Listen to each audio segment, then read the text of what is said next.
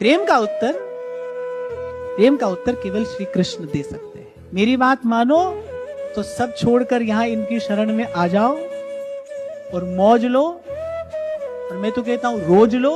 हाँ, यहां आ जाओ और मौज लो और रोज लो, नहीं तो भाई जाओ खोज लो। किसी भी प्रकार से ले आइए कृष्ण को अपने जीवन में, एक बार ले आइए कृष्ण को अपने जीवन में। अपना संगी बनाइए, अपना सखा बनाइए, अपना साथी बनाइए, कुछ भी करिए, उससे संबंध बनाइए और फिर अपने जीवन में परिवर्तन देखिए। इस सारे अस्तित्व का एकमात्र सत्य है और वो श्री कृष्ण है। उनकी ओर देखिए, देखना आरंभ करिए। आपके जीवन में प्रकाश की किरण फूटेगी।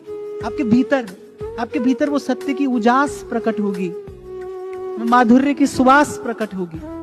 बदल जाएगा जीवन, आप नहीं रहेंगे।